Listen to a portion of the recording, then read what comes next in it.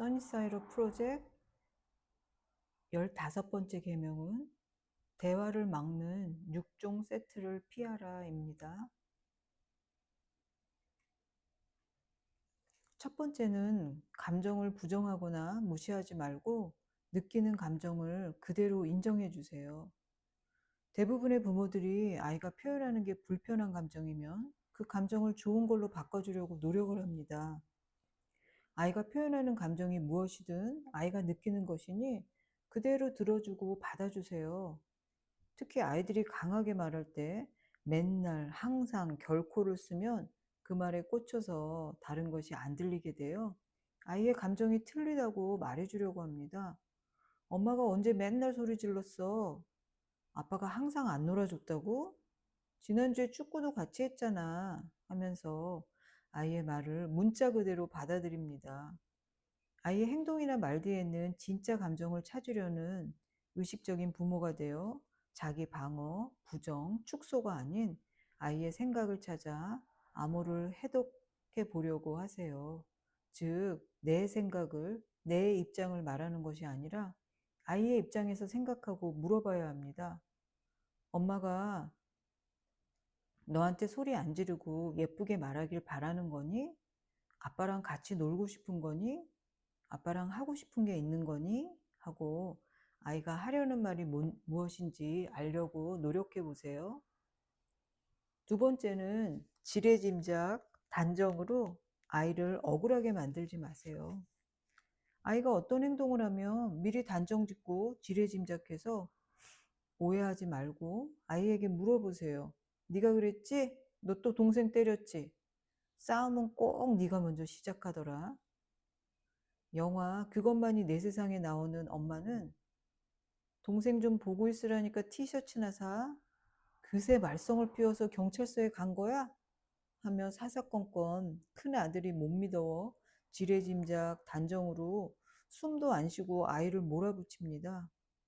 선무당이 사람 잡는다고 알지도 못하면서 미리 짐작하고 단정하지 마세요. 과거에 그랬다고 현재도 그러리라고 추측하지 말고 과거는 잊고 현재에만 집중하세요. 매일 매순간이 지금이 처음 있는 일이라고 여기고 한 번 범인이 영원한 범인이라는 고정관념에서 벗어나세요. 아이가 과거가 있다고 해서 엉터리 셜록 홈즈가 되어 억울하게 하지 말고 단정짓고 말하는 대신에 호기심을 가지고 물어보세요. 억울한 상황은 관계를 해칩니다. 부모가 단정짓고 다그치면 아이는 자신의 기억조차 제대로 떠올리지 못하고 억울할 수 있습니다. 행동 뒤에 이유를 찾으려고 노력하세요.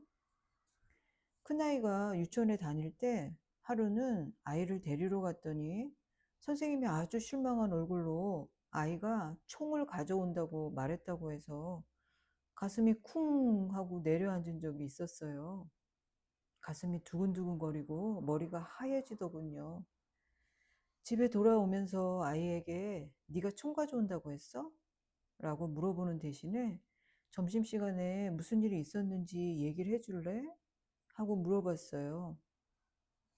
옆에서 같이 밥을 먹던 친구가 못되게 굴어서 내일 집에서 껌을 가져와서 너한테 뱉을 거야 라고 했다고 자세히 상황을 이야기해 줬어요. 차분히 물어보니 사건의 자초지종을 알게 되었고 다음날 선생님께 있었던 일을 이야기하니 지나가다가 선생님이 잘못 듣고 그 한마디로 아이를 천하의 페르나로 만들 뻔했죠. 건하고 검하고 발음이 비슷해서 생긴 에피소드였죠.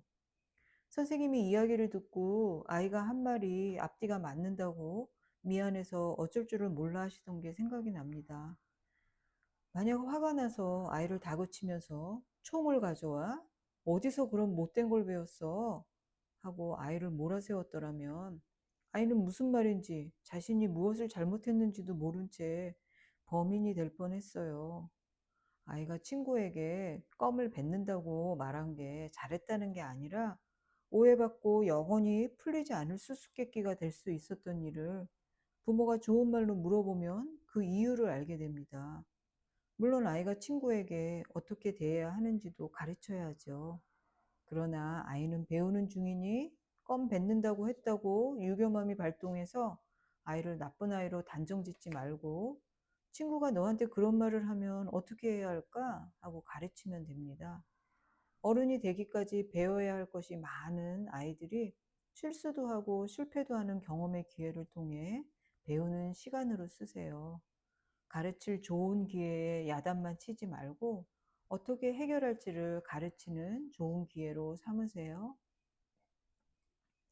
세 번째는 아이가 더 잘하기를 원한다고 비난, 설교, 충고로 아이 기분을 나쁘게 할 필요는 없습니다. 아이가 잘 자라지 못할까 봐 두렵고 아이가 꽃길만 걷길 바래서 끊임없이 훈계하고 고쳐주려고 합니다. 그러나 부모만 이야기하고 아이는 들어야만 하는 모노드라마를 시작하지 마세요. 비난과 잔소리를 하면 아이는 귀가 다칩니다. 도대체 몇 번을 말해야 돼? 이런 성적으로 대학에 갈 수 있겠어? 공부하라고 했지. 도대체 몇 살인데 그것도 못해. 2살짜리도 하겠다. 글씨가 이게 뭐야? 하면 아이가 깨닫고 잘하게 될까요? 아이는 더 자신이 없어지고 어떻게 해야 할지를 모르게 됩니다. 한 연구 결과에 따르면 부모가 아이에게 적대적으로 대하면 아이는 자신이 하려고 하기보다는 주눅이 들어서 더 자신감이 없을 뿐만 아니라 다른 사람에게 더 많이 의존하게 된다고 해요. 학교에 가서도 선생님께 더 의존하고 스스로 해보려는 노력보다는 타인에게 의존해서 자율성과 자신감을 해치게 됩니다. 비난으로 하면 아이 안에 있는 고슴도치 헐크와 반항의 청개구리를 불러 아이를 더 협조 안 하게 만드니 아이에게 본 것만 말하세요. 테이블 위에 그릇이 있네? 어떻게 해야 하는지 호기심을 갖고 물어보면 아이가 아하 모면을 갖게 되죠. 부엌이 깨끗해지려면 어떻게 해야 될까? 테이블 위에 있는 것은 어떻게 해야 할까? 내가 공부를 했다고 생각했는데 실망했구나. 성적을 올리기 위해 어떻게 할지 생각해 봤어? 같이 문제를 해결하기 위해 머리를 맞대고 이야기하세요. 방을 그새 또 어질렀어. 대신에 방이 깨끗해지려면 어떻게 해야 되지? 엄마가 동생 때리지 말라고 몇 번을 말해야 돼. 대신에 때리면 아프니 말로 해라. 사람은 때리는 거 아니라는 거 너도 알고 있잖아. 무슨 말버릇이야. 대신에 그런 말을 들으니 속상하구나. 다르게 말해줄래? 너는 좋은 말로 말할 수 있잖아. 너는 어떻게 해야 하는지 알고 있잖아. 지금 해봐. 하고 아이가 잘할 수 있고 생각할 수 있는 사람이라는 것을 보게 하세요.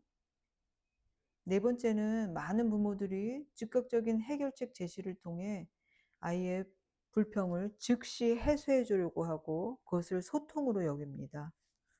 그러면 아이는 스스로 문제를 해결할 기회를 놓치게 되죠. 아이가 생각 못하게 부모가 해결사 역할을 하니까 아이의 생각하는 힘이 커지는 게 아니고 부모의 경험과 데이터만 쌓이지 아이는 어떻게 해결해야 할지 모르게 됩니다. 친구가 때렸어요. 선생님한테 혼났어요. 동생이 내 장난감 가져갔어요. 하고 해결사인 부모에게 문제를 가져오게 되죠. 어떻게 할지 아이가 생각하고 결정하게 하세요. 그래서 넌 어떻게 하고 싶은데 어떻게 하면 그 문제를 해결할 수 있을까? 좋은 생각이 있어? 아이의 일을 부모가 나서서 자기 일처럼 하면 아이는 할 일이 없고 할 필요도 없어집니다. 부모들은 자신이 아이를 위해서 무언가를 했다 생각하고 보람을 느낄 수도 있지만 다 해주는 부모는 아무것도 안 해준 부모라는 거 잊지 마세요. 아이가 스스로 경험하고 매일 문제를 만나서 해결해가며 살아가야 하니 어려서부터 스스로 생각하고 결정하고 해결하게 도와주세요. 실패도 하고 성공도 하면서 배우게 됩니다. 다섯 번째는 아이 행동을 고치려고 위협과 경고를 많이 사용하죠. 한 번 더 만지면 혼날 줄 알아. 껌 안 뱉으면 엄마가 뺀다. 셋 동안 안 입으면 놔두고 간다. 당장 안 오면 음식 치워버린다. 공부 안 오면 폰도 TV도 없어. 아이는 사사건건 통제하는 부모 때문에 자신의 자율성에 위협을 느낍니다. 자기 스스로 하게 하는 게 아니라 부모의 지시, 명령에 의해서 부모가 원하는 것을 해야 하기 때문에 스스로 생각을 할 수도 없게 되죠. 위협하는 부정적인 지시, 명령 대신에 긍정적으로 아이가 협력할 수 있는 말을 생각하고 아이에게 말하세요. 아이도 부모한테 배워서 아이가 말할 때 부모와 똑같이 하는 걸 볼 수도 있게 되니까요. 이 안 닦으면 TV 못 본다. 조용히 안 하면 책 안 읽어준다. 대신에 이 닦자마자 TV 보자.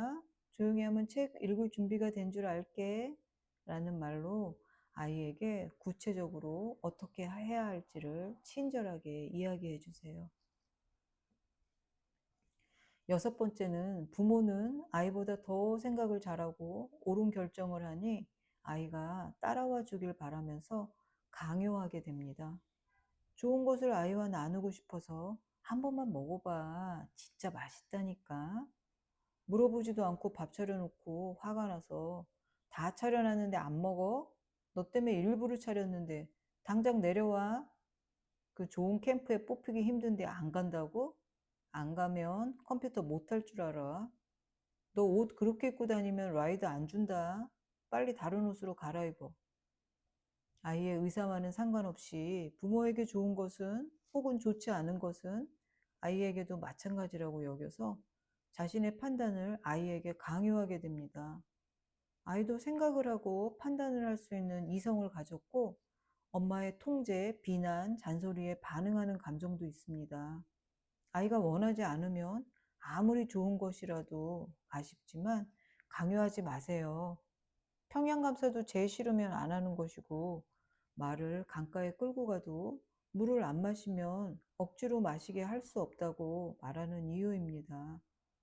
아이에게 좋은 것이라고 부모가 판단해서 아이에게 의논도 하지 않고 준비하면서 아이가 기뻐해 주길 기대하지 마세요. 아이는 부모와 다른 생각을 가졌을 수 있고 전에는 아이가 기뻐했어도 현재는 아이가 싫어할 수도 있으니 꼭 물어보고 하시고 아이의 의견을 존중해 주세요.